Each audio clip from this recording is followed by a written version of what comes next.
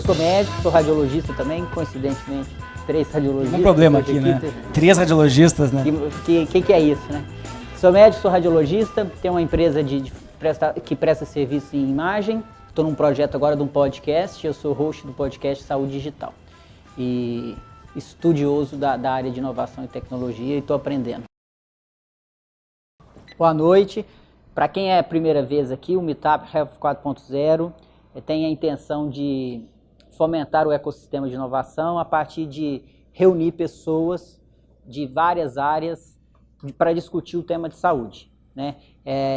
A gente vai ver que o público aqui que vem é um público multidisciplinar e isso é muito bom, porque a gente precisa saber a opinião, o que passa pela mente de todos vocês, para juntos a gente conseguir fomentar o ecossistema e buscar soluções para a saúde. Hoje a gente está recebendo o Dr. Vedolin. O Dr. Vedolin é médico, radiologista, tem formação na área de gestão e hoje ele é diretor do Grupo DASA. Vedolin, chega mais. Obrigado, Lorenzo. Vai participar aqui também conosco Thiago Júlio. Thiago Júlio é médico, radiologista, ele é curador do Grupo DASA aqui dentro do Cubo para fomentar também startups em saúde. Então, hoje a gente vai falar sobre atração e retenção de profissionais na era de saúde digital, né? E o Vedolin tem experiência com isso. A intenção é que ele apresente a experiência dele e depois a gente abra para discussão. Ok? Vedolin, está com a palavra. Vamos sentar aqui. Vamos lá. Obrigado, Lorenzo. Boa noite, pessoal.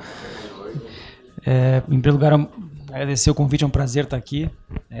Eu tenho convivido aqui no Cubo no último ano, né, muito pelo Thiago, e é um ambiente muito favorável assim, para a inovação e para a saúde especificamente, né, porque é um setor que, como a gente vai discutir ao longo da noite, é um setor que está um pouco atrasado em relação a outros setores da economia. Então, por um lado, isso é ruim, mas por outro lado, que é o lado que eu gosto de enxergar, é uma ótima oportunidade para todos vocês, para quem está liderando processos em pequenos ou grandes grupos, né? Eu vou falar em 2, 3 minutos um pouco sobre a minha história para entender um pouco daquilo que o meu ponto de vista sobre as coisas, né? Então, como o Lorenzo falou, eu sou médico de formação e passei a primeira parte da minha vida profissional trabalhando com medicina e neurociências, que é a minha área de atuação específica, e fiz uma carreira que incluiu atuação em setor privado, setor público, academia, né, com mestrado, doutorado, professor universitário. Então, vivi uma boa parte da minha vida profissional com essa visão. E, ao longo do tempo, e várias pessoas da minha geração acabaram trilhando esse mesmo caminho, né? A questão de saúde foi para a linha de frente em relação à gestão e foi muito comum um movimento lateral de vários médicos que eram referências em algumas áreas de atuação, iniciar uma trajetória de liderança em grandes grupos. Eu fiz isso no Sul, né? E aí acabei me apaixonando por gestão e hoje eu trabalho com gestão já há vários anos, né? E vim a São Paulo há 3 anos e hoje eu lidero a operação de imagem do Grupo DASA, uma operação nacional, complexa, com vários atores no processo, médicos, biomédicos, pessoal de tecnologia, enfermeiras. Então, é um ambiente desafiador assim, pela complexidade da operação, totalmente descentralizada, com vários pontos espalhados pelo Brasil. E falar sobre atração e retenção de talentos, para mim, é um prazer, porque eu faço isso diariamente, né? Tanto na atração de talentos, primeiro em mapeamento de talentos que, de certa forma, poderiam ser incorporados ao grupo e gerar valor para o nosso processo, como retê-los, né? Eu acho que hoje retenção de talento é muito mais desafiador que atração, especialmente no mercado privado, que eu vou comentar isso um pouco depois também. Então, eu acho que há 1 ou 2 pontos sobre saúde. Eu acho que nem todo mundo aqui tem experiência, uma visão médica. Imagino que a maioria aqui, quase que totalidade, não são médicos, né? Eu conheço 1 ou 2 só aqui. Então, o ecossistema de saúde ele é complexo. Por quê? Porque existem diversos atores que olham o setor e, de certa forma, todos encaram o setor como desafiador, complexo, insustentável, mas, de certa forma, todo mundo está se beneficiando dele, ganhando com ele, e a gente vê tímidos movimentos assim, de mudança desse setor. A inovação, acho que é uma forma de mudar, e isso vai acontecer, vai passar um pouco, vai ser mais rápido, um pouco mais lento, mas vai acontecer. A gente vai passar um movimento disruptivo no nosso setor, como outros setores acabaram sofrendo isso também ao longo do tempo. Talvez um dos maiores desafios, eu vou explorar um pouco isso agora para depois chegar na questão de talento mesmo, que eu acho que se eu falar dos desafios que eu encaro, né, no setor, talvez para vocês possa servir como oportunidade, né, de espaço para talentos no futuro. Existem alguns desafios imensos no setor. Eu acho que um dos maiores que eu vejo é a mudança de modelo. Então, praticamente todos os operadores desse setor trabalham com um sistema antigo de regramento. Então, alguém tem um problema, essa pessoa ou consulta o médico, ou ela faz um exame, ou ela vai num hospital, e esses atores recebem um reembolso por aquele serviço baseado naquele exame, naquela consulta, naquela cirurgia que foi feita, com muito pouca relação com o outcome, com o desfecho. Então, se eu faço bem ou faço mal, no final do dia, o reembolso ele é igual, independente do outcome. Isso já tem anos aí que a gente está discutindo isso, né, que todo mundo sabe que é insustentável, mas achar uma alternativa para isso é muito difícil. Mas vai acontecer, como eu falei. Então, esse é um grande desafio, né, porque hoje todos sejam provedores de saúde, sejam hospitais, na sua maioria, sejam médicos de consultório, todos eles trabalham com esse modelo. Né? Então, um radiologista, por exemplo, que é o nosso caso aqui, quando na época passada de trabalhar como médico radiologista, a minha remuneração era baseada em números de exames que eu laudava durante o dia. Se eu acertava ou errava o laudo, não fazia diferença, nunca fez diferença. Né? Talvez para prestígio, talvez para, enfim, posicionamento de mercado, mas com remuneração não. Então, esse é um grande desafio. Um outro grande desafio que eu vejo é essa questão eu vou chamar de Big Data, assim, da quantidade enorme de dados que estão sendo disponibilizados. Né? A área de saúde, especialmente no setor que a gente trabalha, que é a medicina diagnóstica, como tem muito equipamento, muito sensor, tem muito dado, e esse crescimento do número de dados sendo disponibilizado para as pessoas, ele aconteceu sem que as pessoas e os processos estivessem maduros. Né? Então, existe um desafio e uma oportunidade imensa em capacitação de pessoas para análise de dados e capacitação em processos. Eu ouso dizer que é muito mais little data e big people and big process do que big data. Né? Eu acho que hoje, por exemplo, participei de uma reunião no qual existe uma proposta para gerar mais 20 ou 30 indicadores de performance. Eu não quero mais indicadores de performance, eu quero pessoas e processos mais, com melhor desenho para poder entender um pouco mais a operação. Né? Então, acho que esse é um grande desafio. Né? Com que velocidade a gente vai conseguir formar, absorver e reter pessoas que saibam analisar dados de uma forma rápida, de uma forma assertiva, correta, em curto espaço de tempo. Né? Isso faz um link também com a inteligência artificial, que eu acho que é um outro desafio, um terceiro que eu penso nesse momento, que está assim numa vibe completa no mundo inteiro há alguns anos. Eu acho que 2017 foi o ano que, pelo menos para mim, talvez para o Thiago depois ele pode comentar, foi o ano que realmente a AI ele talvez tenha atingido o topo em relação à percepção de importância no mundo. Hoje, a minha percepção, alguns meses depois, eu já vejo assim, um certo encolhimento, né, porque a inteligência artificial em saúde especificamente, né, não estou falando de outros setores como banco, como varejo, né, mas em saúde, né, tem uma analogia que eu gosto de fazer que é comparar um Einstein com o Rain Man, né, para quem é mais velho aqui que viu o Rain Man.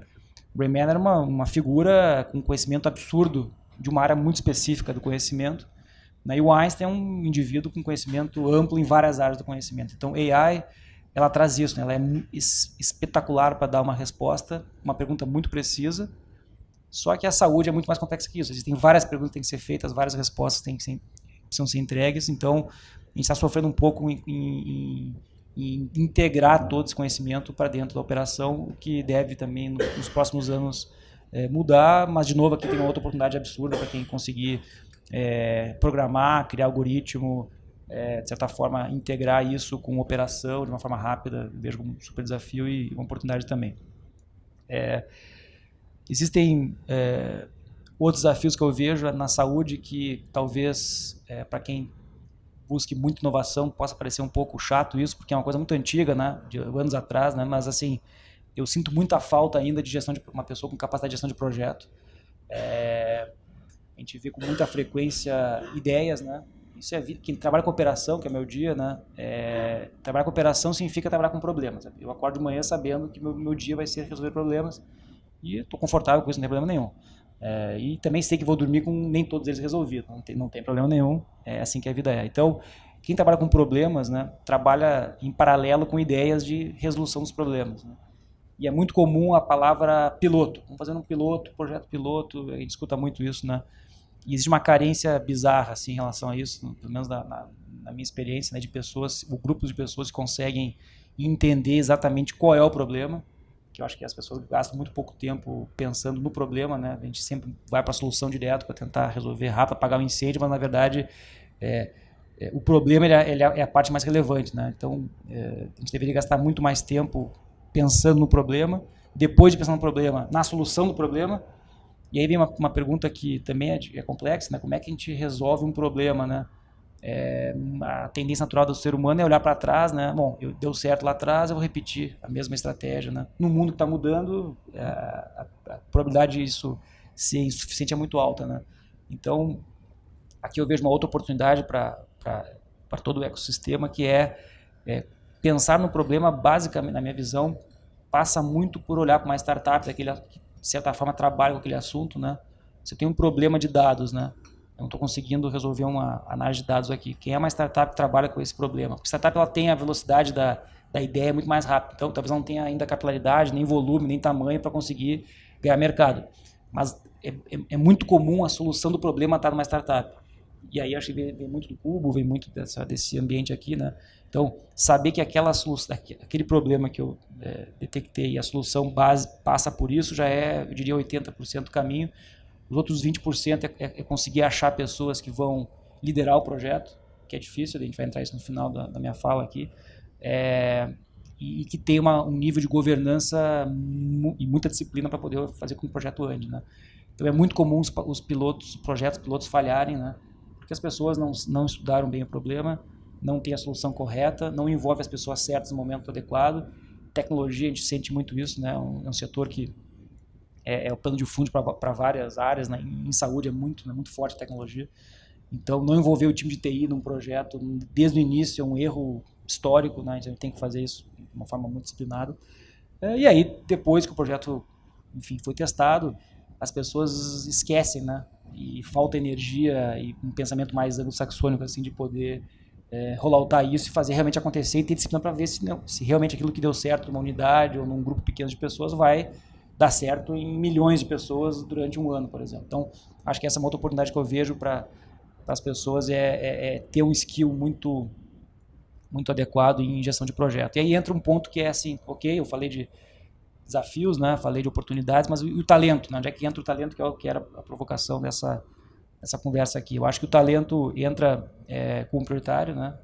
Assim, e aí tem assim dezenas de livros e Harvard Business Review, artigos da Harvard Business Review ou da Management falando sobre talento, gestão de talento ágil, 15 regras para criar um talento dentro de casa, aquela coisa toda que você sabe, né? Como outras áreas do conhecimento, não existe uma receita mágica, na minha opinião. Eu acho que existe uma estratégia por trás de talento, né, de como atraí-los.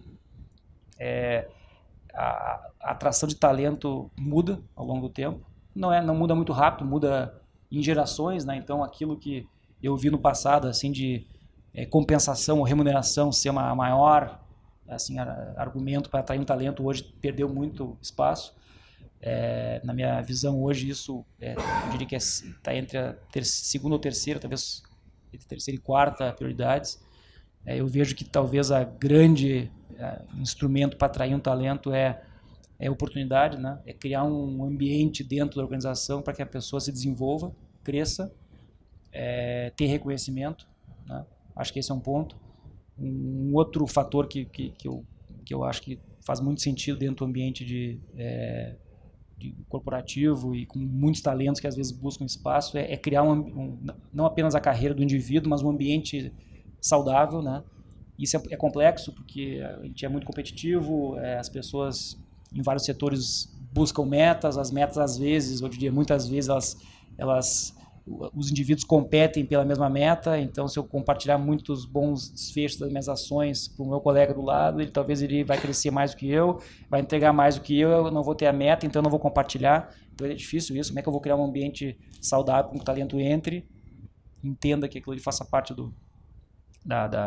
um ambiente saudável, né? E compensação depois, né? E aí tem várias formas de compensação. Eu poderia ficar falando aqui um dia inteiro sobre compensação, que é uma coisa que também eu já mudei várias vezes de opinião sobre isso. No passado achava que remuneração fixa justa era a melhor forma, depois o modelo híbrido achei que fosse mais lógico, compensação fixa e variável, depois bônus. Então, hoje eu tenho uma opinião um pouco diferente do que eu tinha no passado. A gente pode discutir eventualmente no momento de perguntas sobre a minha visão sobre isso. Também é importante, sem dúvida, mas não é a mais importante, eu tenho certeza disso, né? E aí entra uma questão que eu vou finalizar essa parte assim quer dizer, eu comecei falando sobre oportunidades que eu enxergo no setor, falei um pouco sobre como atrair um talento, né? E como é que a gente retém um talento, né? Eu diria que seria uma penúltima parte, e a última é onde é que eu vejo um talento aqui ou fora daqui que eu reconheceria como sendo um talento com muito sucesso, né? Porque existem talentos que explodem, crescem muito e criam organizações unicórnias, e talentos que estão ali lá no finalzinho da esquina sem reconhecimento nenhum e estão lá há 20 anos e ninguém está olhando para ele, mas é um talento, né? A gente sabe isso. Retenção de talento, eu acho que é mais, como eu falei, é uma estratégia corporativa, tem que ser uma estratégia corporativa, e ela tem assim, é como se fosse, na minha cabeça, como se fosse um círculo, assim, ela começa com uma abordagem mais na retenção dele, numa forma mais focada no indivíduo, naquela função que ele faz, naquele skill que a companhia espera que ele faça. Quer dizer, fazer com que ele se desenvolva, ele cresça, ele suba do nível de supervisão para coordenação, para gerência, ele tem um escopo que era regional a vir nacional e depois vira global, numa fase inicial. Só que tem uma coisa que quem talvez tenha mais de 40 anos como eu, já viveu isso, eu sinto que falta um pouco na geração, não falta na geração nova, né? Pelo contrário, eu não sou indivíduo, eu tenho certeza que eu vou ser liderado por muitos jovens, certeza não, absoluta certeza que eu vou ser liderado por milênios, né? Então, o milênio, quando chegar próximo dessa idade, ele vai entender que chega um momento que um talento com muito, muito skill, né? Ele precisa fazer um shift, né? Que é liderar pessoas.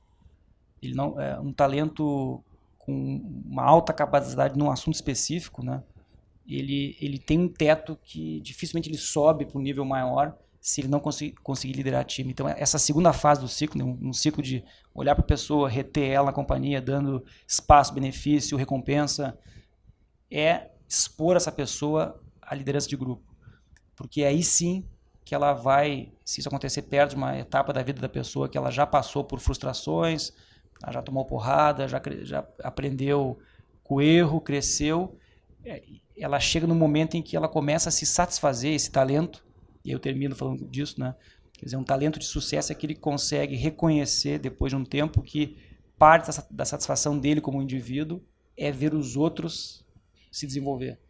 É uma sensação que poucos têm, e quem tem é fantástico, porque não sou mais eu, é o grupo, é a companhia, talvez seja o país, talvez seja o mundo, né?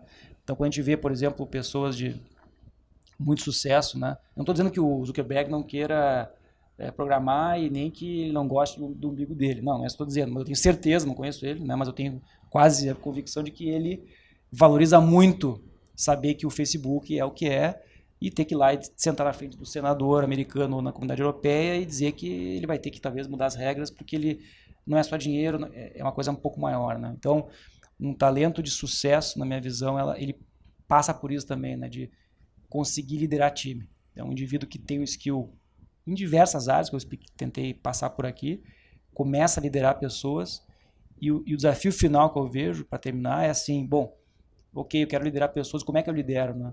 Porque também tem, assim como tem uma porrada de livros sobre talento, tem uma porrada de livros sobre liderança, né? De 15 lições de liderança, 8 estratégias para liderar grupos pequenos, grandes, digital, não digital, analógico, enfim. Acho que também esse é um assunto grande, mas eu eu gosto de explorar muito essa questão dos soft skills, né? Uma capacidade que o indivíduo tem de ter coisas não tão duras, como, por exemplo, empatia, entender o que o outro quer, como, por exemplo, motivação.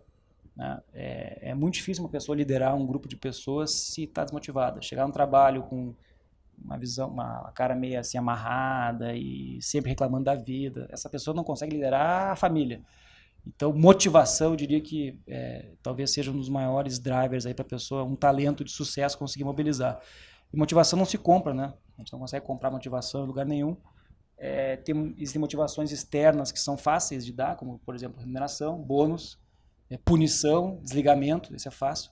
Mas também o grande desafio que eu vejo no final da jornada é a motivação interna. A pessoa acordar de manhã e dizer, bom, hoje eu vou trabalhar porque eu quero, eu vou fazer o bem para a companhia, para o indivíduo, para a sociedade, para mim mesmo, para meus filhos, e vou ter sucesso. E fazer isso e ser transparente, querer crescer e continuar fazendo isso ao longo do tempo.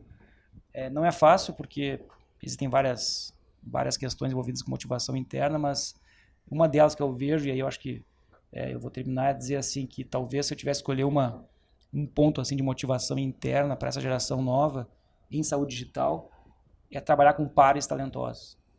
É praticamente impossível um indivíduo talentoso de sucesso ficar no ambiente com pessoas incompetentes. Ele não aguenta 6 meses, vai embora. Não aguenta. Então, trabalhar, e aí muito nossa estratégia é essa, assim, né? Não é 1, 2, 3, são inúmeros, é incontável o número de talentos que tem que trabalhar conosco, né? A expressão de talent pool, né? Acho que é muito válida. É uma piscina de talentos em excesso, né?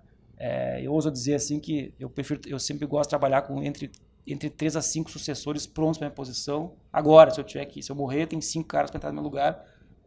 Amanhã de manhã tem que ter esse pensamento, porque as pessoas elas vão estar motivadas, vão fazer o mesmo com mais 5 e já vão ser 25, e depois com mais 5 e vai ser 75, e assim vai uma companhia inteira.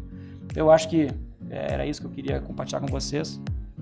Um assunto muito interessante. Eu tentei falar sobre o ponto de vista e agora acho que, não sei se o Thiago fala ou quem quiser fazer um comentário à tua disposição. Eu não vou tomar muito tempo, acho que a gente tem que fazer um negócio colaborativo, só quero agradecer o convite, fazer um disclosure aí, né, que realmente 3 radiologistas, 2 da DASA, assim, tá meio tendencioso, mas não queremos passar essa imagem. Na verdade, o meetup é organizado aí pelo Lourenço, pelo Thiago, agora o Neto entrou aí, mas a Mari, mais um pessoal, aí é um pessoal que a gente tem apoiado já desde o início. O Cubo aqui cede o espaço frequentemente, estão praticamente em casa já, e também tenho ajudado muito o Lourenço, eu e o Lourenço a gente conversa muito, ajudando também a indicar temas e tal, e na verdade o tema surgiu primeiro, ele veio me pedir ideia, eu falei, cara, vamos falar sobre pessoas. Eu tenho trabalhado com tecnologia e inovação há um tempo e eu estou bastante certo hoje que it's all about people, né? Eu concordo com a última fala do Vedolin, eu vou explicar um pouquinho depois. E coincidentemente, o Vedolin no RCNA, que é um dos maiores congressos médicos do mundo, um congresso de radiologia, ele deu uma aula lá para 3 pessoas, né? Porque era a última aula do domingo, assim. O que foi uma pena, porque para mim foi a melhor aula do congresso, uma aula muito boa de liderança E aí a gente falou, vamos falar desse desafio, por isso que a gente surgiu o convite pro Vedolin. Então também não quero que a conversa seja focada na DASA, mas por outro lado, realmente a DASA é uma companhia que eu acho que tem muito para compartilhar nisso, porque é uma companhia que está tendo que inovar e está inovando através de pessoas. Então, por exemplo, para me apresentar, né, eu sou médico radiologista também, e fiz uma carreira em Y, trabalhava no Albert Einstein, fiz uma carreira em Y junto com a tecnologia. Então, de vez de ir para o caminho da gestão como Vedolin, eu fui para o caminho da tecnologia. Eu participei da implementação de RISPACs, que são sistemas, e vi que tinha uma oportunidade de carreira ali. Sempre gostei de tecnologia, me especializei, acabei ganhando um emprego nisso, fui crescendo, fui para o Sírio-Libanês, aí contratado mais como um gestor de TI, um médico de TI do que propriamente um clínico. Fiquei lá mais um tempo e no final do ano passado fui chamado pela DASA para assumir essa iniciativa, o projeto aqui do Cubo. Rapidamente, a DASA é a patrocinadora da vertical de saúde do Cubo, então a gente faz toda a curadoria de conteúdo de saúde, eventos, parceiros, e as startups. O Cubo está indo para um prédio novo no meio do ano, lá a gente vai ter um andar só de saúde, com algumas startups de saúde que a gente está selecionando e ajudando ajudando elas, né? E internamente na DASA eu sou não tenho um cargo específico, seria um head de inovação. Basicamente meu papel é identificar oportunidades de inovação, de parcerias no mercado. Eu fico fora da DASA, eu trabalho aqui no Cubo, eu não trabalho na DASA, e uma vez por semana eu entro lá na DASA com um saco cheio de possibilidades, de parcerias, de inovação, e aí meu papel como executivo de inovação, que também é uma coisa que eu estou aprendendo, né? Eu sou médico da área da TI, eu jamais busquei dizer, jamais pleiteei uma credencial de executivo de inovação, estou virando um. Como que a gente leva isso para dentro, né? Porque uma coisa que a gente percebe é que é muito fácil hoje em dia a gente atrair oportunidades de inovação, seja com startup, com acadêmico, faculdade, outras empresas maiores e menores. E a gente sempre esbarra no mesmo desafio, que é gente para fazer. No final das contas, você acaba vendo que são sempre aqueles 2, 3, 4 caras que são responsáveis por carregar todos os projetos de inovação, da ideação até de fato a execução e uma entrega. E isso é muito pouco produtivo. Esses caras, como o Vedolin falou, acabam pagando um pato por uma dificuldade da empresa como um todo, por ser lenta, por ser grande, de não conseguir, às vezes, inovar na velocidade que se precisa e que se gera expectativa, né? E aí, então, eu percebo que é realmente um desafio de pessoas. Então, é claro que existe o desafio quantitativo de pessoa, precisamos de mais gente, precisamos mesmo, né? Agora, também existe um desafio qualitativo, que é que tipo de pessoa, né? A minha percepção é que está cada vez ficando mais difícil, né? Então, por exemplo, cara, o Thiago é médico, tem background em tecnologia, agora inovação, parece ótimo, mas quantas pessoas que a gente tem aqui, assim, né? Então, quantos enfermeiros, quantos biomédicos a gente tem que assumem posições de gestão, que de fato estão preparados para fazer gestão, e a mesma coisa para a parte técnica, né? Quantos profissionais de saúde que estão cada vez mais tendo que, não digo só usar a ferramenta técnica, né? A gente precisa desses caras para instalar a ferramenta, para customizar a ferramenta, para ajudar a identificar qual é a dor de fato, né? E aí a gente percebe que tem um gap grande.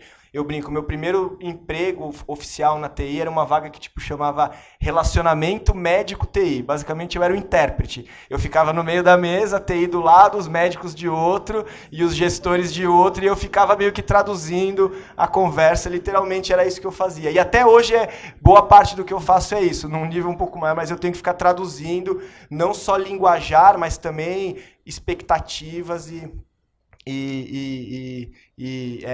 conceitos, né? Então, eu acho que é bastante importante esse tema. Eu não quero falar mais, porque eu acho que vale a pena a gente ouvir de vocês também. Quando você fala que a evolução natural de uma pessoa talentosa é liderar pessoas, você quer dizer que ela vai se transformar num gestor, ou você quer dizer que ela teria que ser um mentor? Porque são dois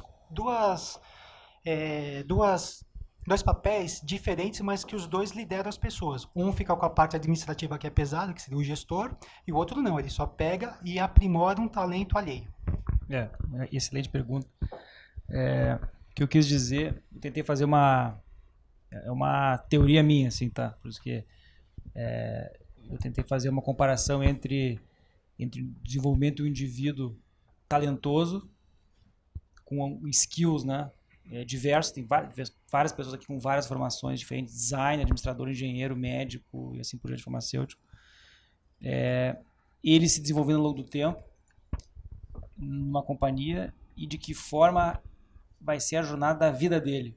Tá? A minha percepção é a seguinte, que isso não é uma teoria minha, na verdade tem teorias que exploram isso, depois eu posso compartilhar quem é que escreve sobre isso, enfim.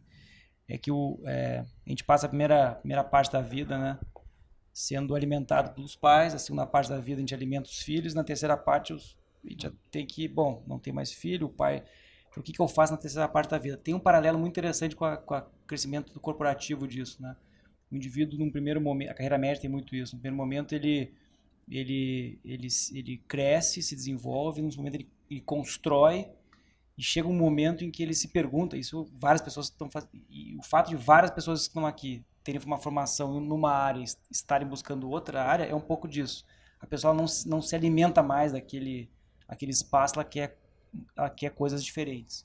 Então, o indivíduo que está talentoso se desenvolvendo, ele tem... E aí tem várias teorias para isso. O Thiago falou carreira em Y. Ele pode virar um especialista, um super especialista e crescer dentro de uma área específica sem ter que liderar time e ser uma sumidade naquele assunto.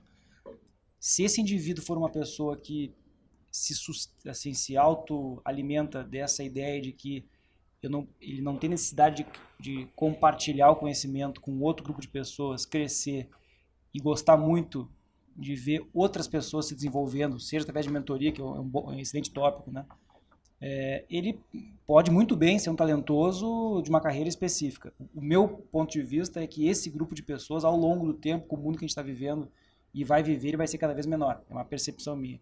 Que as pessoas, ao longo do tempo, grande parte delas vão ter que liderar. Liderar não significa liderar uma corporação com 20 mil colaboradores. Pode ser liderar uma startup com uma Lookbox, que eu acabei de ficar sabendo. Como é que foi? Há 2 semanas atrás a gente teve um workshop aqui, fiquei encantado com o projeto. Enfim, pode ser de 3 pessoas até 20 mil. Então, o que eu tentei explorar aqui é que é muito difícil a pessoa se desenvolver, uma talentosa se desenvolver numa companhia sem que isso tenha um desenvolvimento na vida dela, né? É um paralelo entre a vida do indivíduo e a corporação, que no passado a pessoa acordava de manhã, ia trabalhar e voltava para casa e separava o trabalho da vida pessoal de uma forma muito precisa, né? Das 8 às 6 acabou. Hoje não tem mais isso, né? Então a vida e o trabalho é uma coisa só, né? O celular vai tocar de noite, vai ter uma ideia correndo de manhã às 10 da manhã, então esse foi meu ponto de vista, assim, né? Que é questionável, mas é a visão que eu tenho sobre esse assunto. Thiago. Aqui, Leonardo. Um pouquinho fora do assunto de atração de talentos, em relação a essa questão de inovação dentro do DASA, se você pudesse comentar um pouco, o Thiago sempre esclareceu a gente bastante sobre essa iniciativa do DASA, essa veia de inovação. A gente vê isso em outros players na área da saúde, como Einstein, até fora da saúde, como Itaú, com o Cubo. Como é que você vê essa questão de o fomento à inovação, a parceria com startups e como que isso sobe para dentro da rede DASA e como você vê essa relação que vocês podem ter com uma startup que está resolvendo um problema muito importante lá dentro? Vocês vêm tentar incorporar essa startup para a instituição ou só manter uma distância, mas dando apoio contínuo, comprar uma parte? Como é que funciona essa dinâmica para vocês? Não posso fugir da DASA agora com pergunta tão direta assim, vou ser bem direto na resposta também. O DASA, o DASA tem vários anos, né? 40 anos de história, passou por muitas transformações, como muitas empresas que acabam indo no mercado, IPO, sofrem, né? Diferente de uma startup aqui do Cubo, né? Que começa na cabeça do indivíduo, com os sócios, né? Lá de Florianópolis, enfim, aí aquela ideia... E aí surge, passam anos e daqui a pouco, bom, sou grande, enfim. A história do DASA é bem diferente, né? Porque ela já viveu essa fase no passado, desde a fundação, e está numa outra fase agora, com a companhia capital aberto, enfim. Então, a agenda desse grupo de companhias é um pouco diferente, né, em relação às suas complexidades, né? A DASA viveu no passado um desafio muito grande de ter que ganhar eficiência, melhorar a qualidade médica e não médica, continuar crescendo o mercado disruptivo, enfim. Então, existia uma agenda muito focada no processo, na eficiência e, eu diria, pouca inovação. Isso não sei o que estou dizendo, o Pedro, que é o CEO, fala, o conselho de administração da empresa fala, então isso não é um segredo, é uma constatação de quem está lá. Eu estou há 2 anos no DASA, né? Então 2 anos e meio. Então eu cheguei, eu vivi isso, essa fase assim, de ter que melhorar a performance, tinha muita oportunidade de melhoria, uma visão mais de manufatura, assim, né? Só que a gente tem um CEO que é um visionário, né? Tem um conselho de administração que são pessoas fantásticas que enxergam muito o mundo e trouxeram esse tópico inovação para dentro da operação de uma forma muito aguda, eu diria. Se a gente olhar para trás e ver, o Thiago chegou na companhia faz 1 ano, nem 1 ano, o Cubo a iniciativa nem começou ainda, começa daqui a 1 mês, ou tem poucos meses.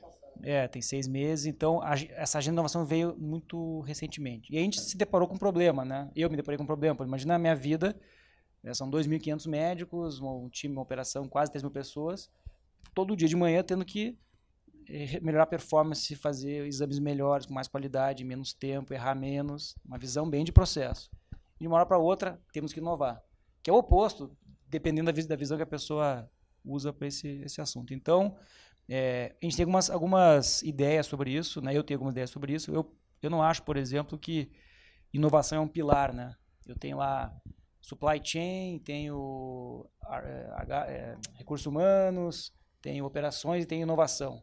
Eu acho que inovação é muito mais um mindset, né? Então tem que ter um espírito inovador dentro da companhia, desde a base. O que é muito difícil numa companhia que não estava com essa agenda. Então a gente está vindo nessa fase assim, né, de permear o pensamento inovador para a companhia, com diversos atores, desde trainee que está batendo forte a pressão na base, até o CEO que está assim, pressionando muito para que a gente cresça nisso, né? Então a gente está evoluindo ainda, tem muito, a gente andou pouco ainda, só que a gente está andando rápido. Andamos pouco, mas a velocidade a gente está com uma tração boa agora. Com diversas iniciativas, desde AI, nesse momento, por exemplo, tem um pesquisador nosso que está morando em Boston, dentro de Harvard, para fazer algoritmos de AI para aplicar dentro dos nosso banco de dados. Não é fácil fazer isso, né? Porque tem que mandar a pessoa, tem que achar espaço em Harvard, tem que ter o dado e tem que ter a abertura aqui para fazer a aplicação disso e dar o resultado e todo mundo gostar disso em 6 meses. Está acontecendo. A gente está com uma iniciativa no Cubo que é disruptiva, quer dizer, a gente está reconhecendo que para que nós possamos criar um ambiente de inovação permeando toda a companhia, a gente está próximo de quem está pensando de forma diferente, naquela questão que eu falei do problema-solução. O que as startups de saúde estão pensando? Então, a ideia do DAS dentro do Cubo não é uma ideia de fazer aquisição de companhias, startups em fase pós-angel ou pequenas, não. A gente quer aprender o que essas empresas estão vendo sobre o mundo. É óbvio, né, que se tem ali pessoas como o Thiago, daqui a pouco eu olho aqui, o CEO está aqui dentro, começa a olhar e tem lá uma super ideia que pode ser transformadora, não há barreira para que isso evolua de uma outra forma que não somente de entender o ecossistema. Então, acho que para resumir essa pergunta, que é direta e a resposta é um pouco mais ampla, né, e talvez não tão focada, eu acho assim que inovação é um tema tão complexo que ela tem significados diferentes para várias pessoas, né, mesmo dentro de uma companhia como a nossa, né. A minha inovação é uma, do Thiago deve ser outra, mas assim, é a inquietude que está, até esse momento, empurrando a empresa para frente. Eu acho que eu estou bem satisfeito e aguentando a pressão bem, assim, tendo que trabalhar parte do tempo com eficiência e parte com inovação, está tudo certo. É muito comum a pessoa dizer exatamente a afirmação que tu fizeste aqui, né? Eu não sou gestor, né? Tu falou isso, né? Foi a primeira... Então, a primeira coisa que quando a pessoa fala isso, ela tem que saber exatamente assim qual é a base.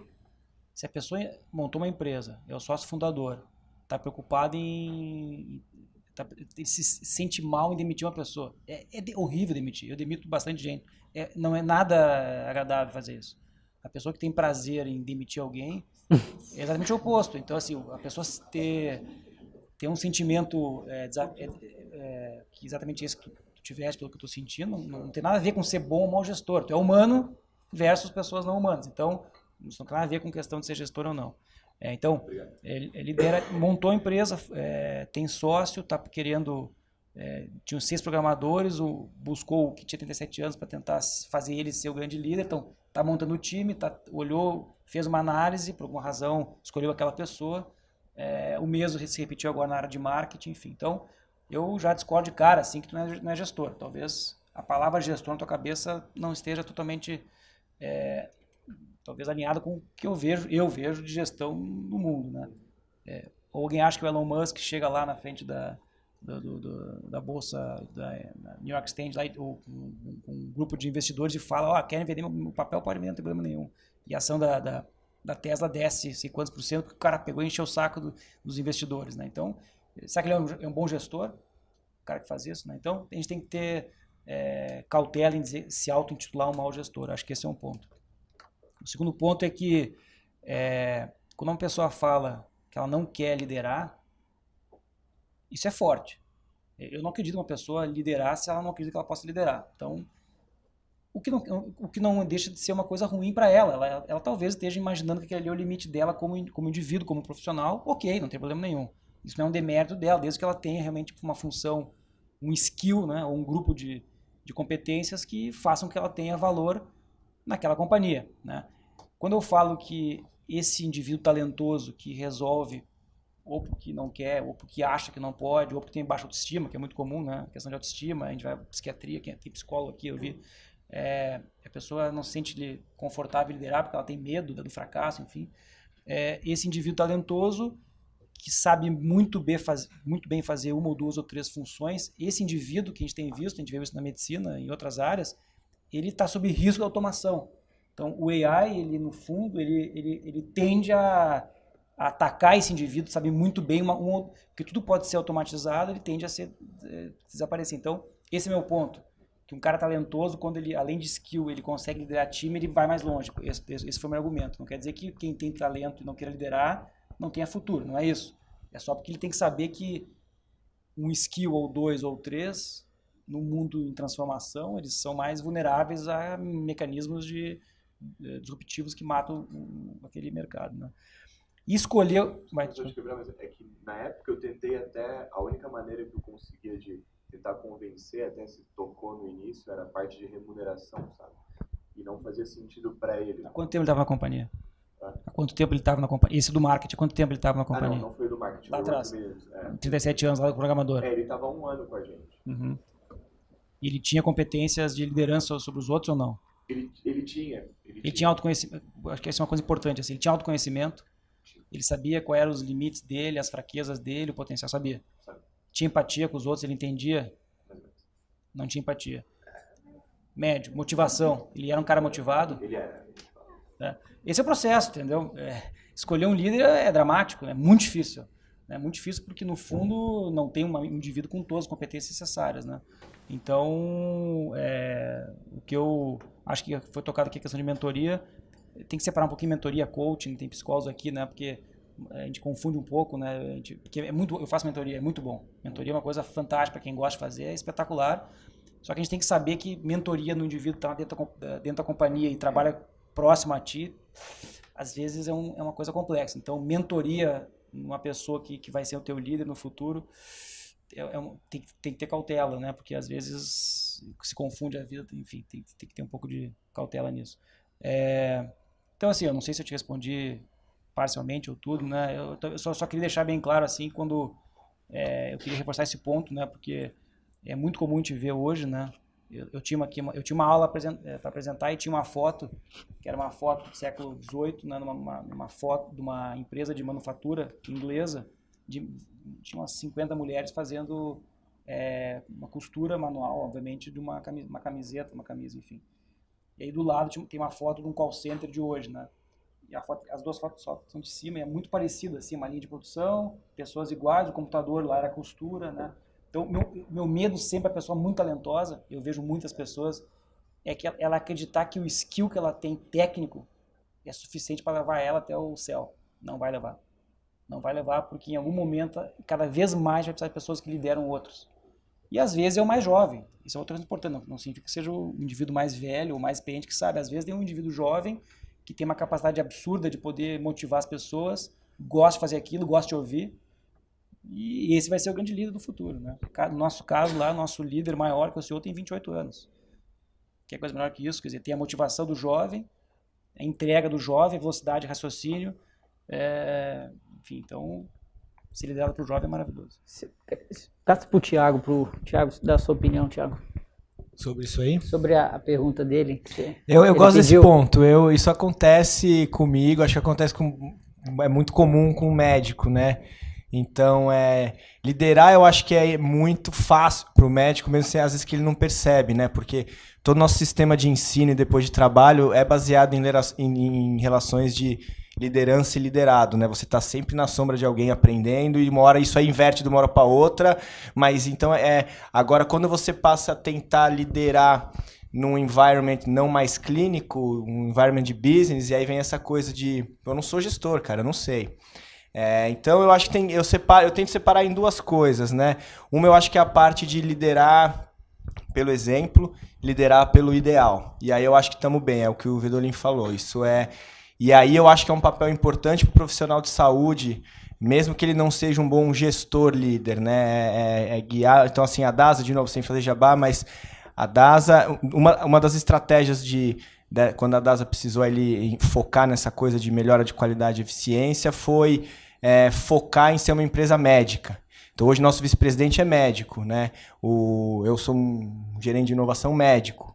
O nosso departamento de marketing, isso eu acho um exemplo muito legal, nosso departamento de marketing responde para o vice-presidente médico. E por que isso? Né? Tudo bem que, no caso, o gestor, o Emerson, é um baita executivo de saúde, mas não é isso. É por causa da visão. Então, alinhamento de visão, então isso eu acho que faz sentido. Agora, o outro lado, concordo. Assim, eu agora que estou numa... Então, eu olho para trás, o meu papel sempre foi, desde que eu entrei nessa parte de TI, sempre foi de liderança. Né? Então, eu sempre era o cara que puxava para frente a TI, a área médica, a área de business, com a visão, trazendo novidade, subindo a barra. Mas eu estava numa situação confortável, porque a entrega não era minha. Então eu levava a visão, eu tacava fogo no negócio e depois tinha lá a equipe de TI respondia para o gerente de TI, os médicos respondiam para o diretor médico, os administradores.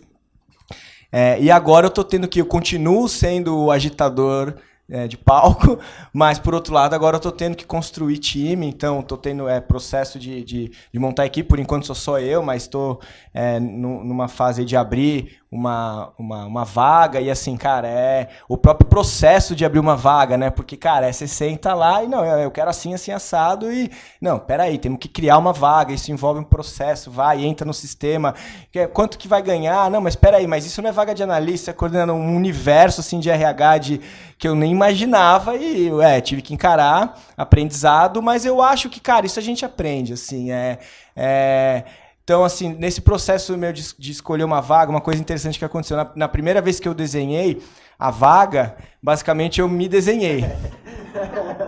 Eu me desenhei, pensando até em processo de sucessão, em alguém que pudesse me substituir, time pequeno, então eu praticamente com essa visão de founder de startup, cara, eu sou em um, eu preciso de dois, preciso fazer igual eu. E depois eu fui maturando. A parte boa desse processo moroso e de vai lá e fala com o RH é que você vai... Isso tem um porquê. Então, assim, a vaga ela evoluiu, ela foi mudando, até que hoje a vaga é bem diferente do que eu pensava inicialmente. Hoje eu entendi que, cara, então, quando o skill de gestão, que é talvez o que você está falando, o operacional de gestão, que é onde eu também acho que eu não sou bom e eu não tenho tempo, então legal, preciso de ajuda aqui. Então, sair um pouco dessa coisa de procurar uma coisa mais estratégica, que quando eu falo que eu desenho a vaga igual eu, pensando, é alguém que vai fazer o que eu faço, isso seria mais estratégico. E depois eu percebi, não, eu preciso de alguém para me ajudar com o dia a dia, que é o que me complementa, né? Então, talvez uma contra-pergunta será que sempre você tem que transformar o cara num cara estratégico? Você vai precisar de bons gerentes, superintendentes, extremamente operacionais também, né? Nem toda vaga é estratégica, é muito estratégico você ter uma vaga full operacional também. E talvez o mais estratégico de tudo é você não deixar pessoas fazendo as duas coisas. Em termos de eficiência, é isso que eu vejo. Então, assim, cara, eu não tenho problema nenhum de humildade e nem técnico, por exemplo, de fazer uma apresentação de PowerPoint. Mas eu não sou eficiente fazendo isso. Então, assim, por exemplo, prestar contas via Excel. Cara, eu adoro, sei fazer, mas eu não sou tão bom fazendo aquilo quanto eu sou fazendo as coisas que eu sei fazer, enquanto que tem gente que é boa fazendo aquilo. Então, também, se de fato, você vai compor um time, claro que você tem que pensar nessa coisa de desenvolver o talento e também de até a questão de sucessão. Mas quando você está compondo um time, na verdade, acho que você está buscando também skills complementares. Então, mas é uma dificuldade mesmo. Eu acho que isso é muito comum na saúde, né? Essa translação do profissional, né? O cara que veio da área clínica, né? Psicólogo, enfermeiro. Eu falo médico, mas vale para tudo, né? E quando a pessoa vê, ela já está numa posição de gestão, não? Ela não pleiteou aquilo. Eu pleiteei uma vaga técnica, eu estava trabalhando com a TI. Quando eu percebi que, na verdade, meu papel na TI era mais próximo de um gestor do que de um médico ou de um técnico, eu já estava fazendo aquilo fazia 2, 3 anos. Foi mais como o Vedolin falou, né? Ele tem a autovisão, né? Não sei quanto termo você usou, autocrítica, self-awareness, né? Quando eu parei para pensar, não, mas é isso que eu faço, né? Então, eu acho que é uma coisa interessante para trabalhar com esse profissional de saúde. Porque, às vezes, tem profissional de saúde que eu vejo que o cara vai parar lá, nessa vaga de gestão aí, porque ele quer ser gestor, porque o drive do trabalho dele é de gestão. Né? Então, por exemplo, eu nunca pedi para ser gestor, mas meu trabalho na tecnologia, ele era muito focado em qualidade, controle de qualidade e aumento de eficiência médica. Né? Então, as tarefas que eu fazia para exercer esse tipo de trabalho, que na minha cabeça era um trabalho de TI, as tarefas que eu fazia eram muito tarefas operacionais, eram tarefas de gestão. Então, assim, a gente queria fazer um sistema lá, um BI, por exemplo, para medir o tempo que as enfermeiras usavam para limpar a sala de ultrassom. No processo de fazer isso, eu ia lá, eu tinha que mapear, eu tinha que entender qual era o processo.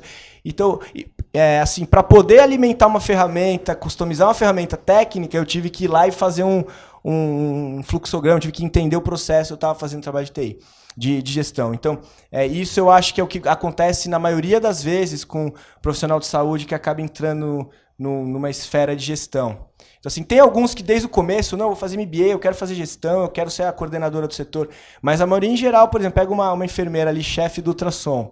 Provavelmente ela virou a chefe do ultrassom porque ela tinha um papel de liderança, porque ela era a melhor enfermeira, porque ela tinha skill de comunicação. E isso fez com que ela fosse deixando de pegar o paciente, pegar a veia, arrumar a sala, ganhando confiança da chefia. Em nenhum momento ela falou, eu quero ser gestora. E de repente ela está vendo, ela está lá e ela virou uma executiva. Ela virou uma executiva, ela virou uma gestora. Ela está cuidando de agendamento, ela está cuidando do pessoal. E às vezes ela não percebe, ela ainda acha que ela é enfermeira. Mas assim, você pergunta pra ela, qual foi a última vez que você funcionou um acesso? Qual foi a última vez que você de fato atendeu? Né? Então acho que isso acontece muito, né? O profissional de saúde vai translacionando, ele vai ganhando a oportunidade de fazer gestão, não porque ele pede, mas porque ele vai ganhando reputação dentro. Aí eu acho que envolve muito a questão de liderança, como o Vedolin falou, e muito comunicação. Né? Em geral, a gente percebe que isso é na área assistencial, o pessoal de gestão assistencial, uma coisa é a gestão dentro do escritório. Agora, no healthcare, a gente tem aquela gestão operacional, né? O que eu falei, a enfermeira que está ali na tomografia, mas ela está fazendo a gestão do setor. Ela não está lá no escritório da DASA e ela não está ali trabalhando como enfermeira clínica, ela faz a gestão do setor. Esse tipo de gestão assistencial, em geral, as pessoas vão parar lá, na minha experiência de Einstein, Sírio e HC, enfim, porque skill de comunicação. Se as pessoas se comunicam melhor, com isso elas conseguem resolver mais problemas e elas acabam ganhando confiança dos seus superiores. São poucas as que, olha, eu tenho aqui MBA, em geral, pode ver que em geral o cara que vai fazer MBA de saúde, o profissional de saúde vai fazer MBA de saúde, quase sempre ele já está na posição de gestão. Ele não faz MBA, pô, eu quero virar gestor. Ele já está e uma hora ele cai a ficha, ele percebe, eu estou tendo que fazer aqui, no meu caso, dentro da avaliação de tecnologia, eu tinha que fazer RFP, eu tinha que fazer POC, tinha que fazer documentação, uma série de instrumental, ferramental mesmo. E aí eu falei, pô, acho que vale a pena eu ir pegar a educação formal na gestão, tal, para tentar. Mas também eu percebi que, cara, não adianta também, eu sou médico, entendeu? Da mesma forma que quando eu comecei com a TI, eu gostava de programar, eu achava que eu ia programar, que eu ia ser desenvolvedor, rapidamente eu percebi, eu como médico, eu sou um bom médico, entendeu? Eu posso me gabar de programar um pouquinho com outros médicos, mas jamais com os caras de TI. Né? Então, rapidamente eu percebi que o meu papel ali não era ficar programando. Né? Da mesma forma na gestão, eu percebo assim, cara, talvez o meu papel aqui realmente não seja ficar fazendo análise financeira. Tem gente melhor para isso, né?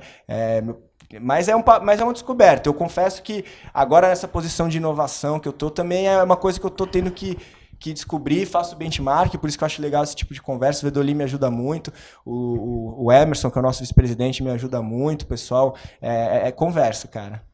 Só para complementar, você pediu opinião, vi um post agora recente escrito: organizações são feitas de pessoas, os clientes são pessoas. Então aquele que não entende de pessoa, provavelmente vai ter dificuldade.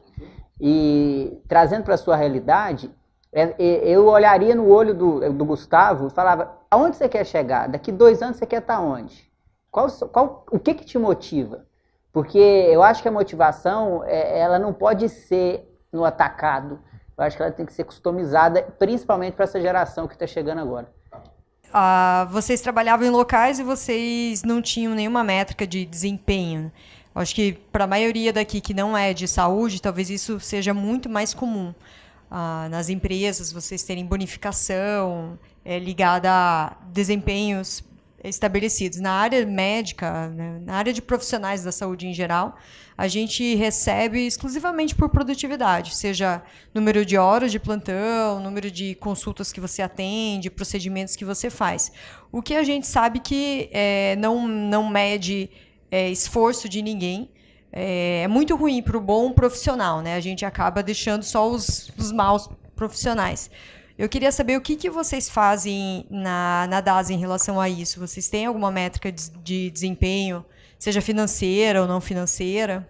É verdade que a área médica está muito atrás. Eu comecei a falar falando isso, né?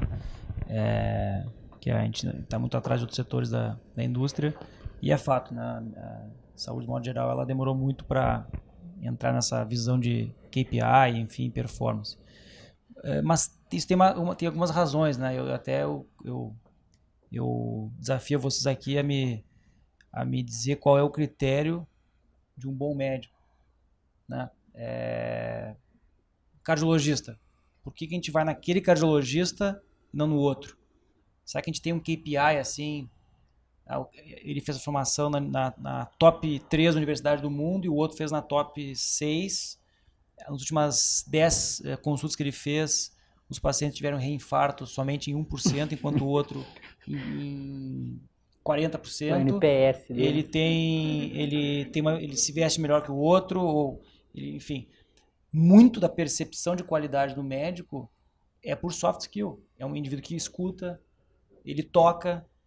Então, como mensurar a audição? Como é que eu vou mensurar o touch? Né? É difícil. Então, parte desse atraso, e aqui é quase uma meia-culpa, assim, parte do atraso tem na dificuldade, né, da métrica ser mensurada. Especialmente num ambiente no qual não existia tantas oportunidades de fazer. Isso mudou com muita velocidade, né? Então, as empresas hoje, de uma maneira geral, todas têm KPI. Assim, pelo menos um nível para cima, elas têm. Né? Dentro da área de operação da parte de imagem, a gente tem um painel de KPIs que é parrudo, assim, grande, com 40 KPIs, visão negócio, visão operação, visão unidade, comitês mensais de análise de resultado, plano de ação quando o KPI está fora da meta. Agora a gente está criando um núcleo central para controlar a operação à distância com Big Data, Analytics, para ver, enfim, plano de ação imediato, War Room, essa parte toda de controle de operação à distância. Então, eu ouso a dizer que nesse tópico específico de indicador de performance, a coisa evoluiu muito. Atrasada, mas evoluiu muito. Né? Isso não é o DASA. As empresas, do modo geral, hoje, hospitais de grande porte, ou mesmo de médio porte, laboratórios, os KPIs eles estão ali. O KPI está lá. O que não... E aí vem a oportunidade. Né? O que não está tão claro assim?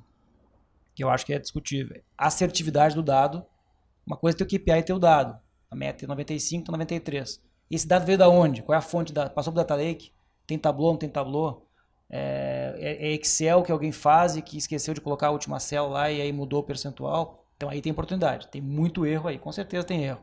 Esse é um ponto. E o outro ponto é que ainda a gente está bastante atrasado, eu diria, no plano de ação da meta fora do controle. Como é que a gente faz para essa meta voltar?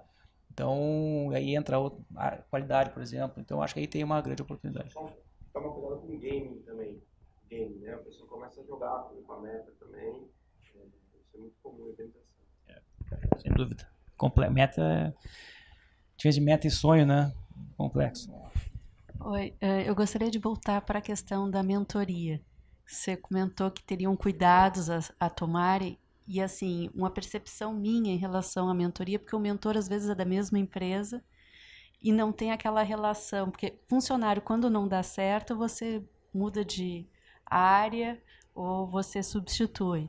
Chefe, se você não gosta, às vezes você também pode conseguir. Agora, mentor, fica uma relação... Nem sempre a relação... Pelo menos a experiência que eu tive, não era uma relação tão transparente assim ou tão aberta que desse para falar, olha, acho que não está ajudando... Vou passar, eu não sei o que você poderia dar para identificar o mentor e como sair de uma saia justa dessa, assim. É um tema bem difícil, né? Eu acho que tem uma divisão inicial que tem que ser feita entre mentoria e coaching, assim, acho que são duas coisas diferentes, né? E a minha preocupação é sempre fazer mentoria com pessoas da organização. Eu faço, tá? Não tem problema nenhum. O problema é quando essa pessoa, de alguma forma, ela se aproxima da área de atuação do teu trabalho. E aí não é incomum a gente está fazendo mentoria em alguém e, por exemplo, detecta que a pessoa está com um problema de autoestima. É muito comum isso, né? E de alguma forma a gente quer ajudar, e por experiência já ter passado por isso. Se a pessoa começa a perder performance, a minha tolerância pela baixa performance dela é maior, porque eu sei que ela está com um problema de autoestima. E eu, no fundo, estou prejudicando ela e a companhia, porque eu não estou sendo, talvez, tão assertivo com ela, dizer assim, olha, ok, a autoestima tem um problema e tem que ser tratada em um fórum. Mas aqui tem um problema real, que o número de reclamações naquela unidade está aumentando de forma assustadora e o papel dessa pessoa é controlar isso, por exemplo, né? Então, eu acho que a mentoria ela é fantástica para quem faz, porque aprende, porque se dedica e enfim, cresce. Para quem recebe também, porque sente um caminho assim para, eventualmente, dúvidas ou trajetórias serem cumpridas, mas tem que só cuidar essa questão da relação, que é o que tu falaste, né? De estar muito próximo à tua área de atuação do trabalho. O Thiago, por exemplo, você mentor do Thiago, e daqui a pouco ele tem que entregar lá 6 startups num X período de tempo para fazer tal. E aí o Thiago tá com um problema lá com a esposa, não sei o que, eu tô mais tolerante com ele, então e aí a companhia perde, ele perde, eu perco, aí acho que esse foi o ponto que eu tentei. Como que as empresas ou as verticais, digamos assim, dentro do ecossistema de health estão envolvidos com startup ou estão apoiando programas, então desde farmácia, hospitais, laboratórios, como que o mercado está atuando também para frentes não só B2B, mas também como B2C, com esses clientes? E quem são esses caras? Algum grupo de farmácia grande, algum grupo de hospitais grandes ou alguma coisa do tipo? Só que seguradoras pode ser também. O mercado, como foi falado, eu acho que foi o Thiago, né, realmente está aquecido, né? Acho que finalmente aqui no Brasil, eu estava no Einstein ainda, não muito tempo atrás, coisa de 5, 6 anos atrás, assim, dentro do Einstein, trabalhando com as pessoas mais tops que vocês podem imaginar. Às vezes eu tinha que explicar o que era startup para começar, então era esse nível, né? Isso mudou muito, né? Isso nesse tempo, o Einstein teve um lab de inovação, agora tem um acelerador, um monte de gente tem aí. Então, assim, o mercado já está ciente disso, principalmente os grandes players. E aí eu acho que vale todo mundo, né? Então a gente tem exemplo de hospital, o Einstein foi o primeiro, o Sírio tá para inaugurar um Innovation Lab lá também. Na área de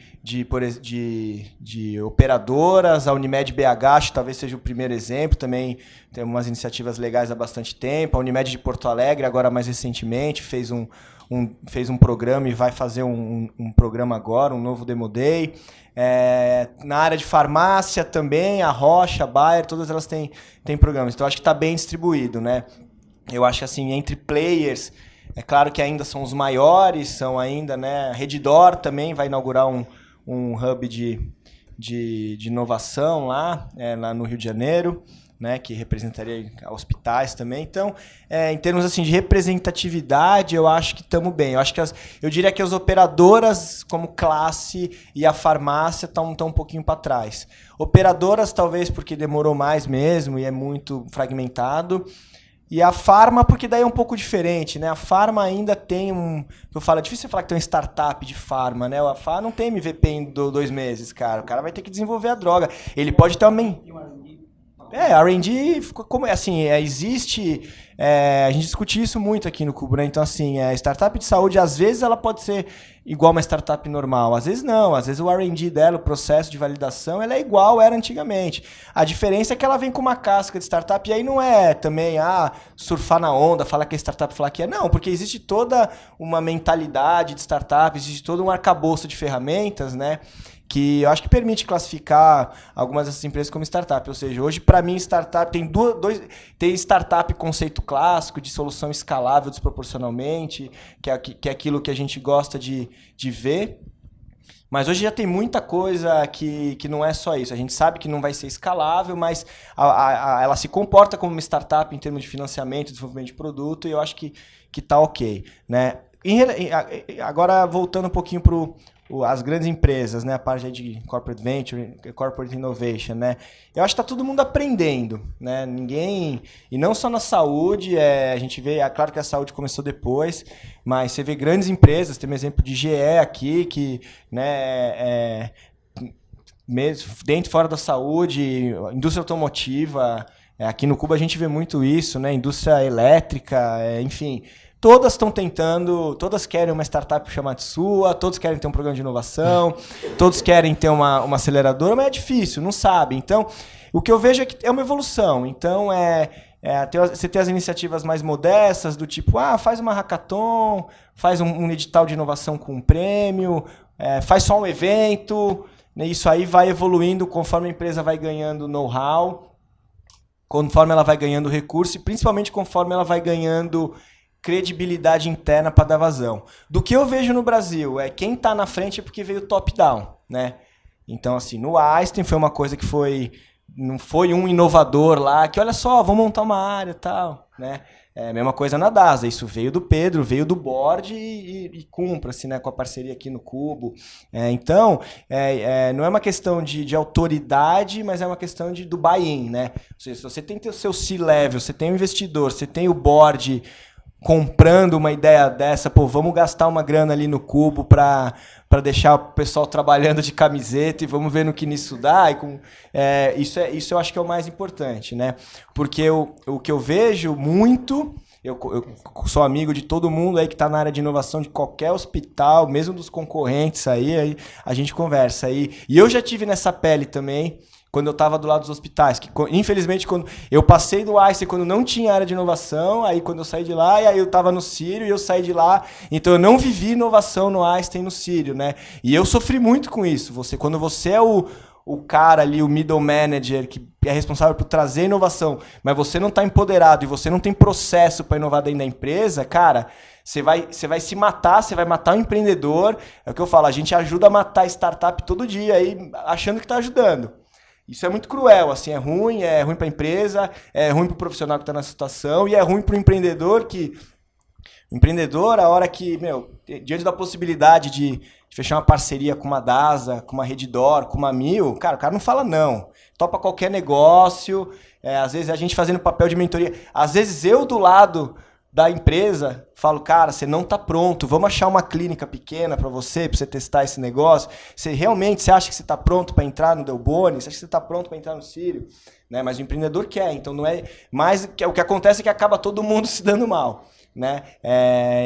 Então, uma das coisas que eu faço em mentoria com startup, quando os caras me ligam, Thiago, arrumei um esquema lá sei lá, qualquer uma aí, para usar outro exemplo, hospital lá no Paulistano, no Samaritano. A primeira coisa que eu pergunto é quem é seu contato lá? Deixa eu ver se eu conheço. Porque o risco que o cara tem é o que a gente fala, o risco de o cara ser o pet project, né, de um gerente. Que o gerente é super bem intencionado, o gerente às vezes está vendo uma coisa que ninguém da diretoria está vendo, e é justamente esse o problema. Só ele está vendo. Entendeu? Então, eu tomo muito cuidado quando... cara, com quem que você está falando lá? É com o gerente e tal, que o cara é genial. Puta, cara, esse cara é genial mesmo, ele é brilhante, mas eu já sei, conheço o chefe dele, cara, isso não vai, vamos achar outra porta. Tá? Então, se eu pudesse fazer uma análise macro do mercado, eu acho que sim, está aquecido, todos os players entrando para ter iniciativa do tipo, né? Mas, por outro lado, a gente ainda está aprendendo. Muita imaturidade e aí eu acho que vale para a empresa, aí eu acho que é quando a DASA vai virar uma startup? Não vai virar uma startup. Agora, a DASA pode agir em certas maneiras com mentalidade de startup. E com inovação é assim que a gente faz. Então aí eu consigo aplicar como gestor da DASA, como médico, eu consigo aplicar fail fast, eu consigo aplicar metodologia agile, eu consigo aplicar conceito de minimum viable product. Entendeu? Essa modelagem de ferramentas, eu acho que aí é válido. Aí eu consigo. Então é o seguinte, cara, vamos de pouquinho em pouquinho. Cara, não vamos insistir em coisa que tá dando errado, vamos mudar de projeto. Tá tentando vender para TI, de repente não é para TI, de repente a gente tem que vender direto lá pro cara do financeiro. Então essa mentalidade ajuda. E aí, só para trazer aqui pro tema, falta é pessoa, que eu te falei. Falta pessoa com essa mentalidade, pessoas que são treinadas nesse ambiente de inovação, que entendam que, cara, eu não preciso de um empreendedor dentro da DASA, mas eu preciso de um gestor que entenda o empreendedor. E aí é um pouco do papel do Cubo, naquilo que o Vedolin falou de trazer a cultura de inovação, é realmente ensinar. Pegar os nossos gestores lá, nossos médicos, cara, ninguém aqui quer que você saia da DASA e abra a sua startup. Mas assim, aprenda a trabalhar com esses caras, veja como eles pensam. E primeiro para você conseguir, e segundo porque isso pode te transformar um profissional melhor. A gente vê hoje nos hirings aí de, não só para quem vai trabalhar com startup que nem eu, que estou numa cargo específico para isso, mas a gente vê uma preferência aí dos gestores de pessoas a contratar executivos, middle manager e C-level com essa mentalidade, que ou que já tenha tido uma experiência de empreendedorismo, ou que pelo menos entenda o que é uma startup, como funciona. É aí que eu acho que é. Então, eu acho que é isso, é um aprendizado e maturidade tanto das pessoas, das empresas, mas muito das pessoas e dos profissionais.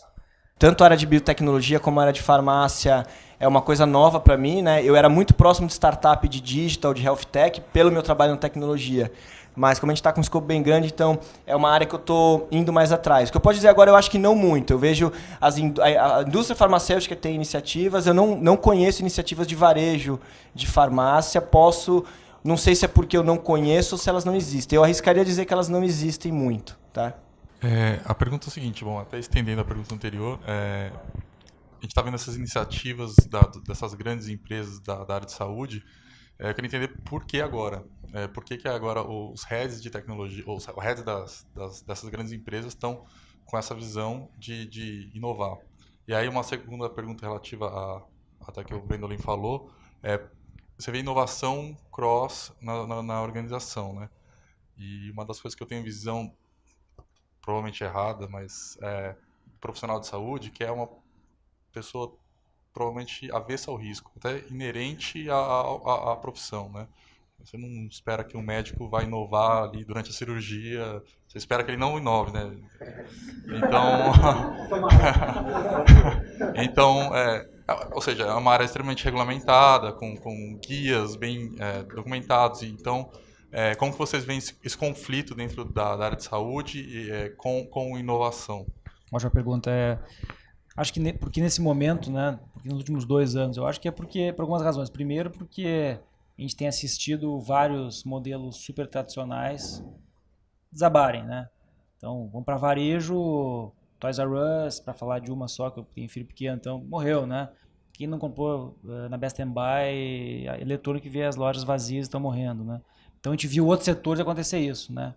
Banco não morreu porque se adaptaram rápido e entraram no mercado de fintech rapidamente e conseguiram se manter. Então a saúde, por ser um pouco mais tardio, ela se deu conta de que ela precisava fazer isso assim como os outros fizeram, alguns fizeram para não ser destruída, né? E então acelerou esse processo. Então talvez essa seja, na minha opinião, a principal razão, né? Isso coincide com o momento do mundo também, né? Porque aquilo que está acontecendo com a saúde, né? Ninguém reclamava de comprar livro em livraria, né? E a Amazon foi lá e pegou o mercado. Na saúde, as pessoas estão reclamando do custo da saúde. Então tem um fator a mais para fazer com que as pessoas deem conta de que a gente precisa mudar mais rapidamente, porque o indivíduo está reclamando, a sociedade está reclamando, o operador está reclamando, enfim. Então acho que esse é um outro fator, né? Talvez nessa primeira parte da pergunta, depois o Thiago pode explorar um pouco mais. Em relação à inovação cross e o risco, é verdade, né? O profissional de saúde, quer dizer, o motivo de as pessoas estarem aqui hoje, né? Poucos da saúde, né? A maioria absoluta das pessoas não ligadas na base da formação à saúde é porque é muito fácil ver propósito em saúde. Muito fácil, né? Porque a gente vê bons desfechos, a pessoa vive mais, ela tem menos doença, enfim, então as pessoas, em relação a outros setores da economia, a gente vê que é mais fácil as pessoas gostarem, né? Então, o que o indivíduo que está na área da saúde vive, né? Ele vive essa coisa da morte, muito, muito próximo, né? Então, a tolerância para erro, imagine assim, existem 8 milhões de relatórios, 200 milhões de relatórios por ano no DASA. Se eu aceitar 1% de erro, só faço essa conta e ver quantos exames de laboratório estão saindo errados por ano. E aí tem teste de gravidez, tem várias coisas aí. E agora, faço essa mesma analogia para uma rede de restaurantes, por exemplo, que tem 1% de erro. Talvez a gente vai voltar lá e dar uma outra experiência. Então a tolerância para erro é muito mais baixa. Não tenho certeza que é isso que limitou a inovação. Eu acho que é muito mais a maturidade do mercado e eu vejo hoje muito mais iniciativa e tolerância para o risco, né, em várias empresas, mesmo empresas grandes que entendem que a gente vai ter que arriscar, a gente está arriscando todo dia dentro da ASA, a gente arrisca bastante com inovação, controlada, com pilotos, né, com damage control bem delineado, mas eu acho que a principal razão realmente o mercado que ficou mais, o mercado foi mais tardiamente endereçado por essa questão. Você vê alguma questão geracional também relacionada com isso? Uma questão geracional, está mais próximo da tecnologia? Eu acho que, assim, não, acho que não. Se pegar hoje a faixa etária de um biomédico dentro do DASA, biomedicina, é muito baixa. A faixa etária dos médicos é baixa. São pessoas jovens que estão lá dentro. Então, é uma geração, não é como outros setores assim, que te vê profissionais de uma faixa etária muito maior. Então, é uma geração que então, assim, são vários fatores, acho que agora são vários fatores que estão em conjunto fazendo que o hype e o buzz seja muito alto, né? Então, é um setor que as pessoas tá todo mundo reclamando. Tem muito dado dentro da equação, mudança de propósito, geração jovem no ambiente, né? Então, é por isso que tá todo mundo aqui, né? A gente está vivendo realmente tem uma expressão que um conselheiro do DASA sempre fala, que a gente está vivendo hoje a morte dos dinossauros na saúde. Ele fala isso, né? É como se a gente andasse 20 anos e voltasse para 2018 e os dinossauros, que são DASAs e outros laboratórios e hospitais grandes, estariam sendo mortos por coisas disruptivas, talvez na visão de um de vocês aqui. Não é difícil imaginar isso, né? A gente teve um exemplo muito recente da Teranos, né? Não sei quem já leu sobre a Teranos. A Teranos ela não matou ninguém, né? Porque teve problemas lá, enfim. Mas assim, teve um momento da jornada que a gente... Pô, vem cá, se o cara consegue fazer um point of care para ver a análise de sangue dentro do metrô de São Paulo, acabou meu negócio do laboratório. Ele vai fazer o teste de sangue dele lá na hora no metrô, não precisa ir até o laboratório, estacionamento, espera para recepção, operação. Enfim, então, acho que parte por aí também. Passa para ela aqui. Bom, a Nestlé, em Portugal, a Nestlé que há muitos anos, há mais de um século atrás, já foi uma startup, hoje está dando sextas-feiras para os funcionários que queiram empreender, tanto na área da saúde, bem-estar.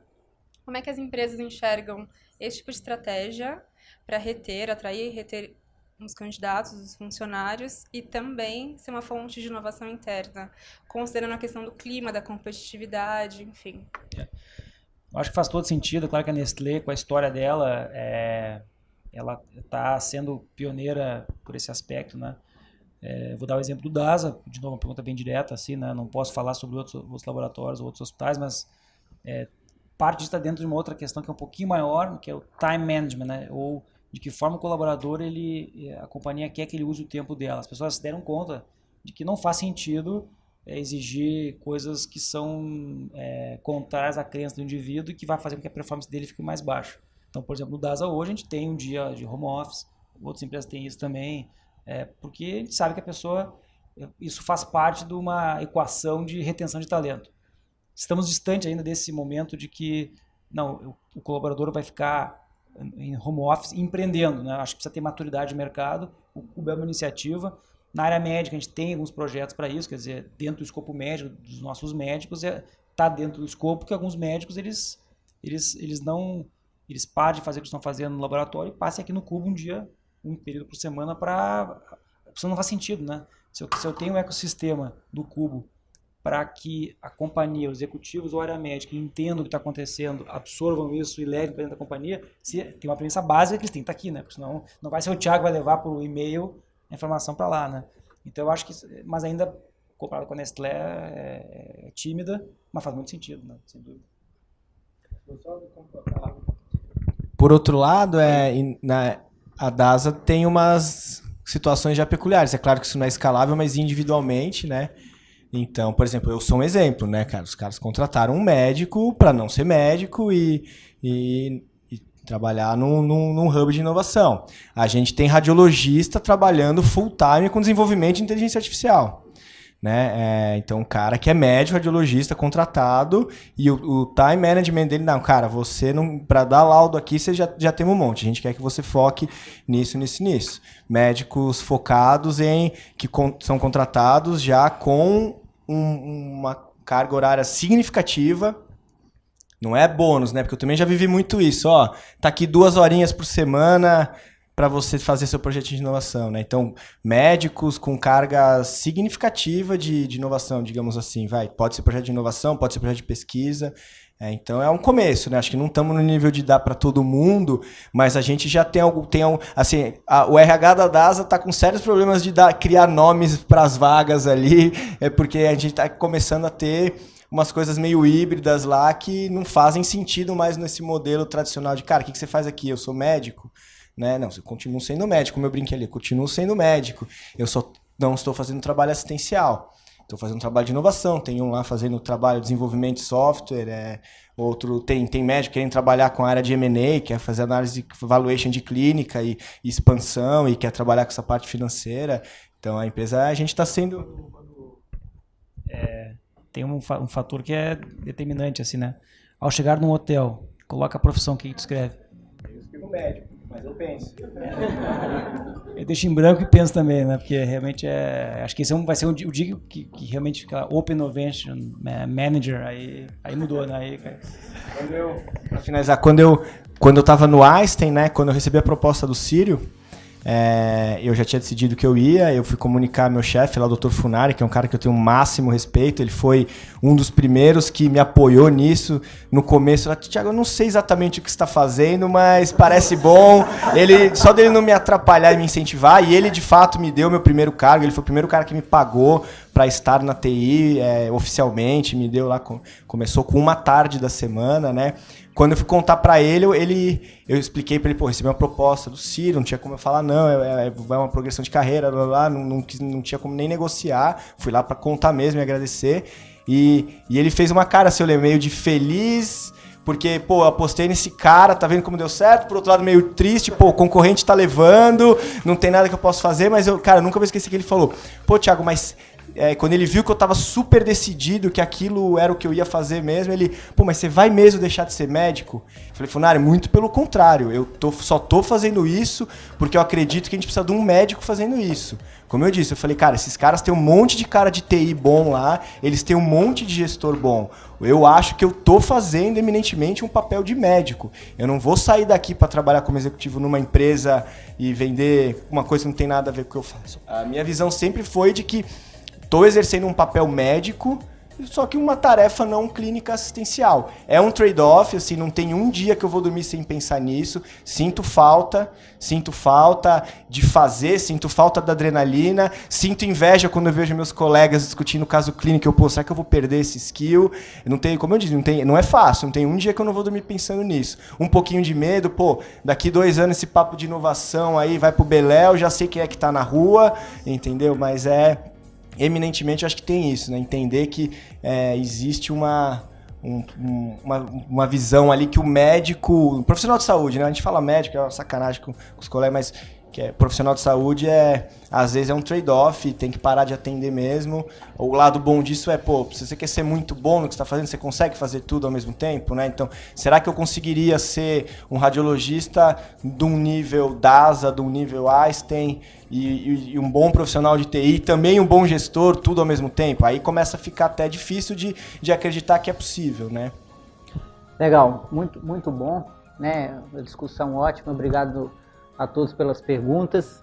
Para encerrar, eu vou citar o Diógenes, que é o CEO da Nestec. Ele fala, quando ele era estudante de medicina e com viés muito forte para computação, para informática, e o pessoal falava para ele, Diógenes, por que você não larga a medicina e vai para a informática? Aí ele responde, porque um dia não vai dar para diferenciar o que é informática e o que é medicina. Eu acho que esse é um pouco de todas as profissões, né? Daqui a pouco vai ficar difícil da gente saber o limite de para onde que a gente vai. Pedolim, obrigado, muito bom.